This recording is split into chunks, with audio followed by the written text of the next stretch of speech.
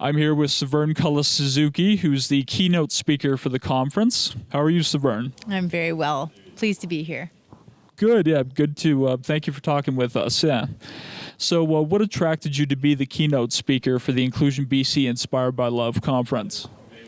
Well, I absolutely love this theme, Inspired by Love. I think, where we're at today in 2017 is a very interesting and very volatile time. And for myself, focusing on environmental issues, I really have come to realize that diversity on an ecological level, but also on a social and cultural level, is the key to human survival. And so to me, diversity is really about fostering community, and community is really about fostering love. So that's my connection to this conference, and being able to have the opportunity to speak to such a diverse and important part of my community as the members of Inclusion BC, it feels like a privilege. Well, one of the focuses that I have right now, I've been involved in so-called environmental issues my whole life, but I mean, really the environment is the place where we live. So community issues, people issues, the health issues, these are the core of what we call environmental problems. And also inclusion is a huge part of what is important with our environment and how we can better the environment. And currently, my work is in my community where I live now. I live in the village of Skidegate on Haida Gwaii, and I'm focusing on the endangered Haida language, which is the language of my husband, the language of my children. And so engaging with Indigenous issues, engaging with First Nations issues, I'm constantly dealing with issues of inclusion in the greater Canadian society. This is Canada's 150th birthday this year. And if you think about it, how that feels to Indigenous people who've been in this place for, in the case of the Haida, over 13,000 years,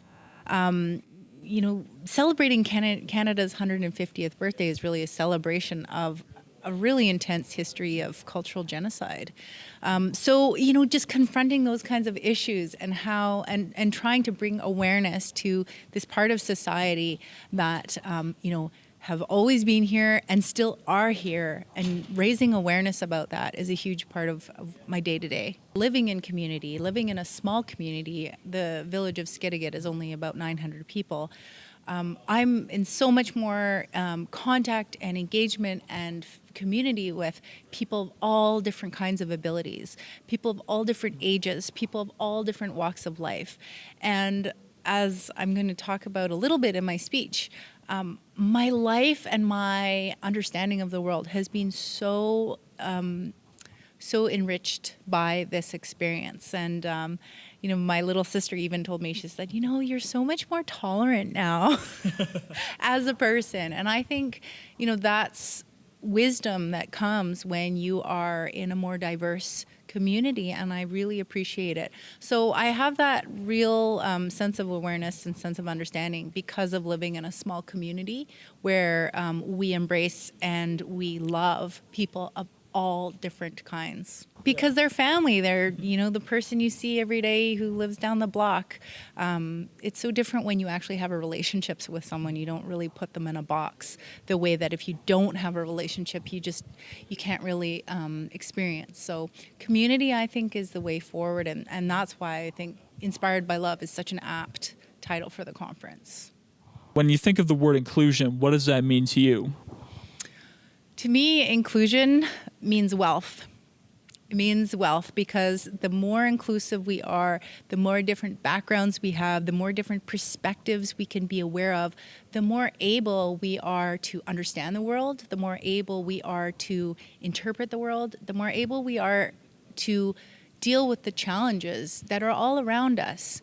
And really with that diversity, I feel that's the only way we're going to get through the major ecological and social problems that are coming at us fast, is with more different ways of looking at the world, more different ways of problem solving, more ideas.